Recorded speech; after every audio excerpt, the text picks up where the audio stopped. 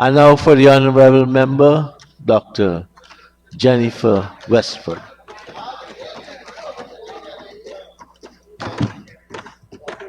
Thank you, Mr. Speaker. Allow me to lend my support to this 2025 budget. Mr. Speaker, redemption is at hand in this honorable house. Mr. Speaker, I was appalled to hear the honorable member, Tabitha Hali, former Minister of the Public Service, standing here and saying that our public servants needs to be treated better. Mr. Speaker, this very former minister, after just barely 3 weeks of being appointed a minister, dismissed without giving any reason the personnel and the accounts staff.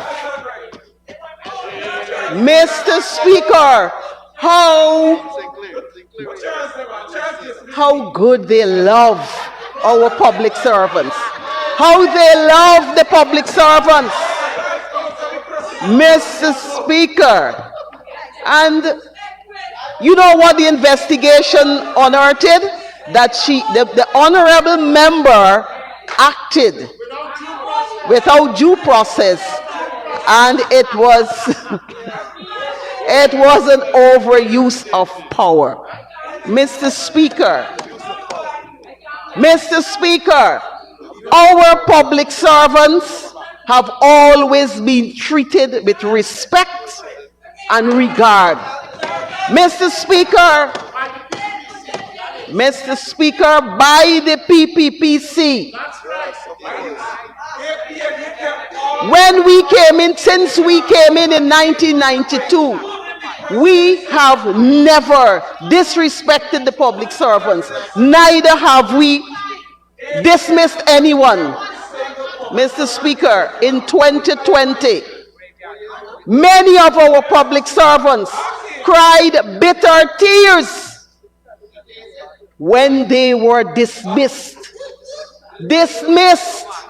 without even saying why. They were just told. And I'm not sure, sir, I can't recall. Sir, can you please advise me if the word thugs are in that list that you would have placed there? Is it, sir? No, it's not. I advise you not to use it. Sir, I'm not referring to anyone in this honorable house as a thug. They were just dragged out of some of the ministries by the thugs that are associated or were associated with the administration, which was the APNU administration. Mr. Speaker, some of them couldn't even remove their properties.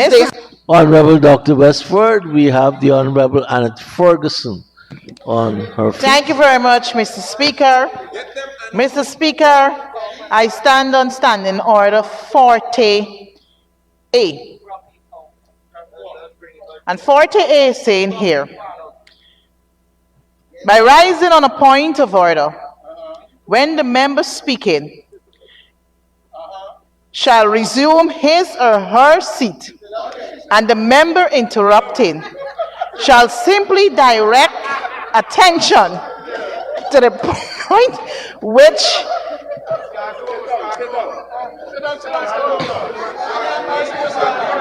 Honorable Dr. Westford, you may continue.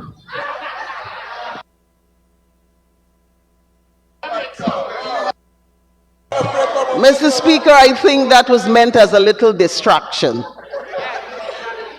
But I'm not being distracted. Mr. Speaker, I think it was very disrespectful, and the honorable member, Mr. Henry, had asked for the Minister of Amerindian Affairs to apologize to the Amerindian youths. I want to ask the honorable member who spoke before me to apologize to our public servants. How can the honorable members stand in this house and accuse our public servants of not being placed in positions and they're not qualified? It's disrespectful to our hard-working public servants, sir.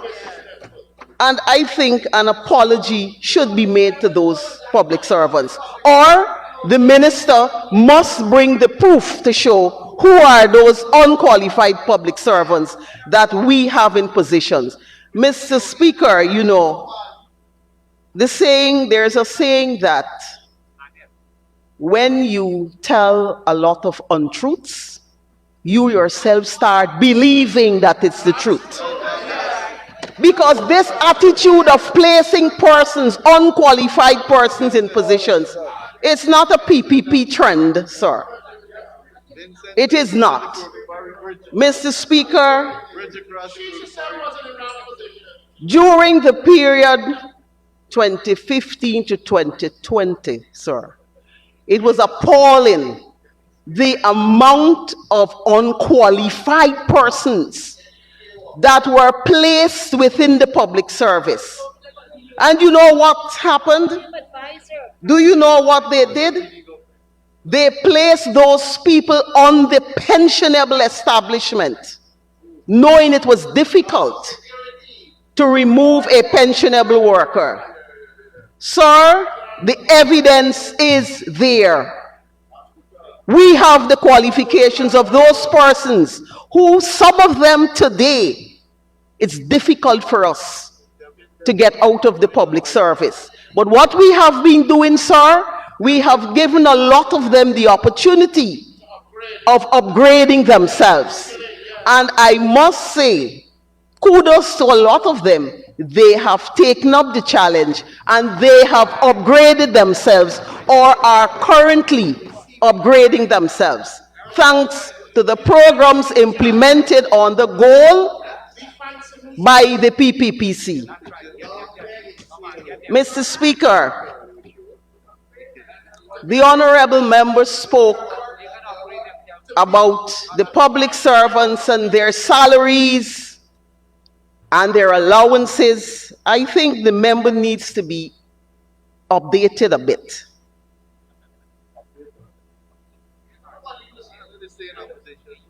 Yes, there were salary increases on the APNU over the period 2015 to 2020. But there was nothing done for allowances, sir. Sir, on the 10th of December 2024, a landmark agreement was signed between the government and the Guyana Public Servants Union.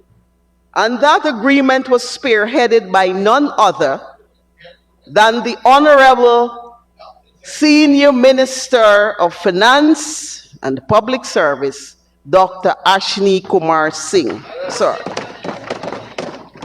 And sir, may I say at this forum that there was no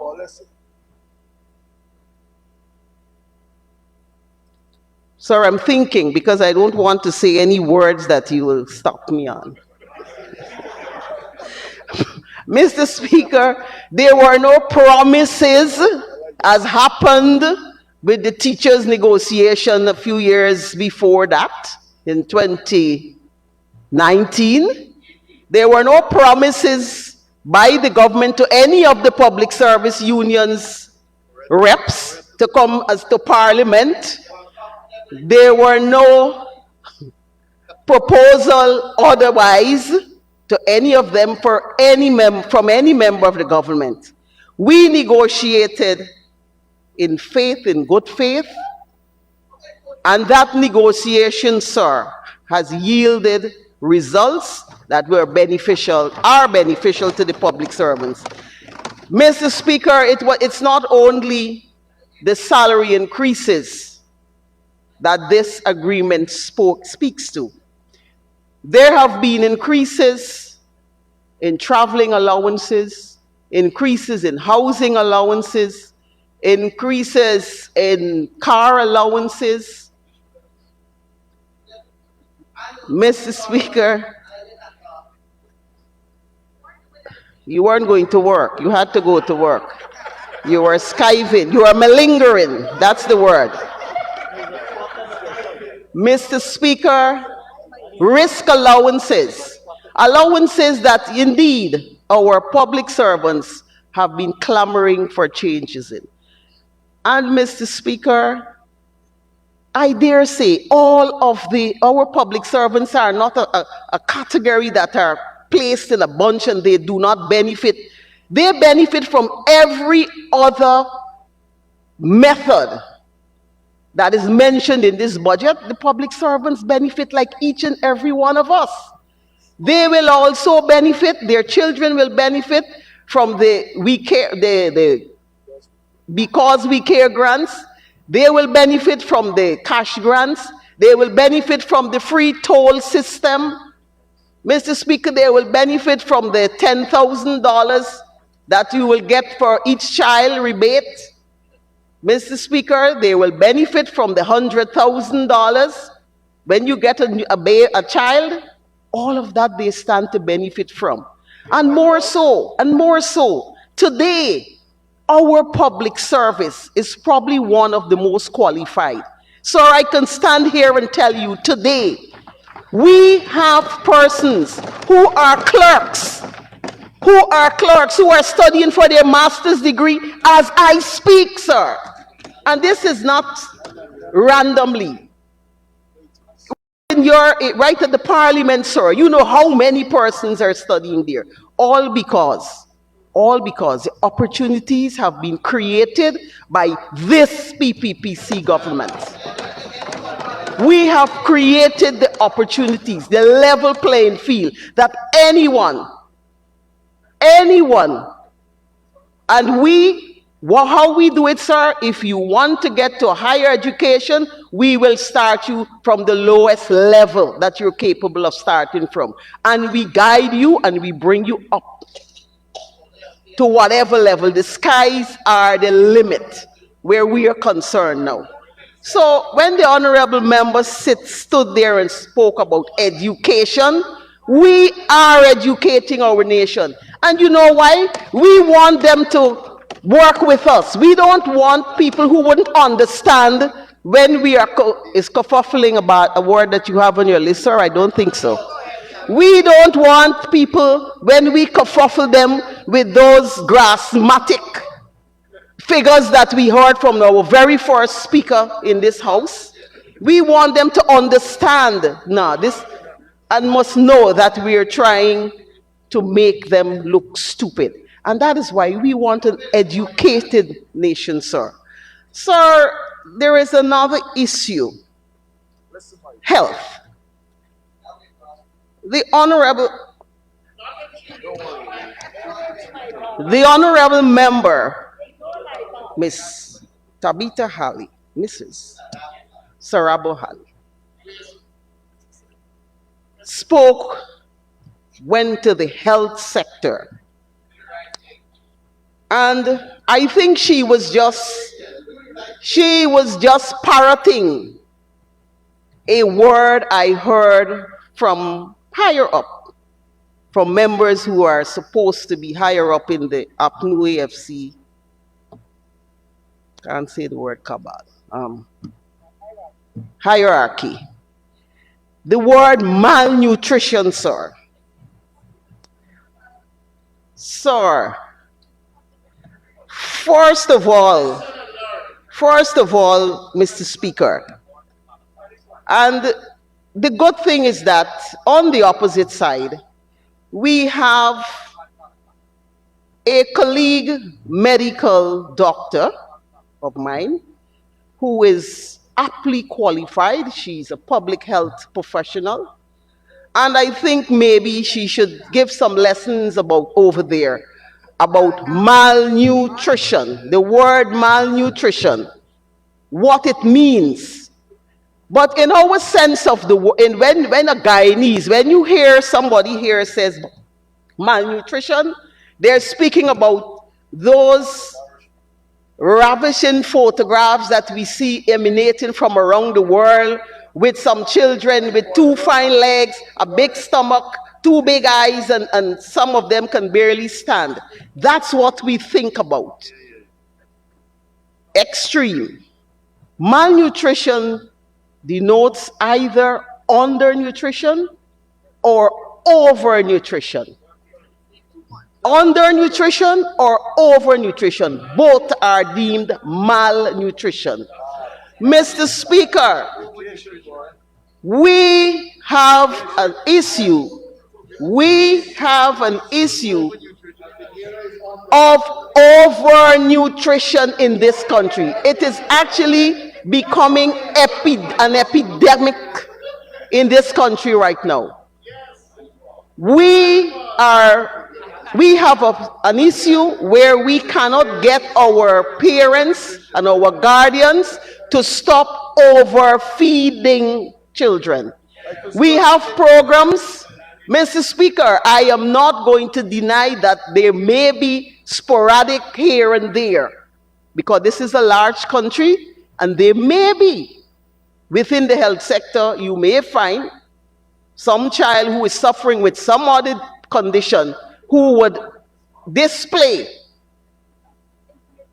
malnourished. Just looking at figures, my dear, you need to interpret. Interpretation is an art, and it's not something. Education doesn't mean interpretation. It's very, very difficult for some people. Mr. Speaker, let me tell you, there are very few people in this room today who knows what malnutrition is and what it was in this country. Mr. Speaker, I have Dr. Frank Anthony here, Dr. Vishwa Mahadio. We have the Honorable Member 𝐃𝐄𝐁𝐃𝐄𝐁. Many doctors. And maybe there are some others here who might know. Mr. Speaker, oh, we have Dr. Berry Ramsaran, sorry. Yes. Mr. Speaker, I can stand here and speak about it. I worked in every single region of this country of ours. Every single region. Every single region. And we had those issues in every single region. But worst of all, it was so bad, sir. It was not under the PPPC. It's not on the PPP either. Because we never had, Mr. Speaker, it was so bad in Georgetown, in Region 4. It was so bad that you had a special ward, a special children's ward for malnutrition. And Mr. Speaker, anybody with a conscience who weren't a medical practitioner and was accustomed to seeing those things would have cried and fallen down. Mr. Speaker, this lasted from the 1980s until that ward was abolished in the latter half of 1993. Honorable Member, I can agree with you because I did CREX to deal with that. We will need to give you an extension to continue to complete. Mr. Speaker, I'd like to ask for the honourable member to be given another 5 minutes to conclude her presentation. Honorable Member, you may continue. Speaker, don't be afraid. Some of my other colleagues will continue where I will leave off. Mr. Speaker, I have to speak on this malnutrition thing. It is something that continues to rear its head every single budget. Every single budget. And no one is taking, I think they know exactly what they're saying, but they're just being facetious is a bad word, sir? No, it's not. You don't have that in your list. Mr. Speaker, I'm telling you, it was very bad. We, the PPPC, we diminished the malnutrition levels to such a level that there was no need for that ward any longer. We had special nurses as malnutrition nurses, sir. But you know what? You know what, sir? I think the time has gone for we to see them white mouth picnic, but them accustomed to seeing. That was the terminology that used to be used.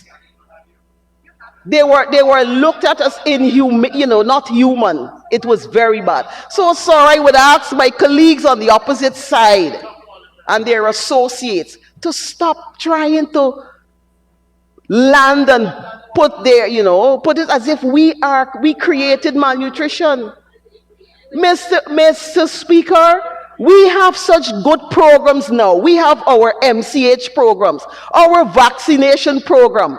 Look at our figures. It's second to none in this region, sir. Second to none. We have programs. We have nutritional programs, not only for our babies. It starts from the mother. From the pregnant mother, we start our nutrition, because we want to ensure that we have healthy persons, healthy people in this country, because we want a healthy nation. And all of our policies, sir, are geared towards a healthy, prosperous nation. Mr. Speaker, so when people stand here and speak about no education, no food, I heard the honorable member, Mr. Henry, spoke about people hungry and people walking. I don't know where he's living if people are hungry, but he doesn't seem to be hungry.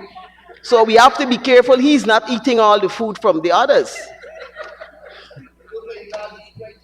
Mr. Speaker, I want to say that this government, our policies are geared at ensuring that this country, that every single man, woman, child, that they have a prosperous, healthy life. And Mr. Speaker, no amount of misinformation as is being peddled by my friends on the opposite benches and their, no, I wouldn't say surrogates. I think that's in the list. And their associates, no amount of that will deter us from what our aims are, sir. We will continue this trend of development. We will continue moving forward, and this country will be a country, and as the Honorable Mia Motley said, we are going to be little Dubai or big Dubai one day. We are going to ensure that we love our people, they're our people, we are in the government, and we are going to be here to implement such policies and better policies for the next 2 decades, sir. So those who are dreaming about being here after this year, keep dreaming. Probably we'll give you some pillows and some blankets. Thank you.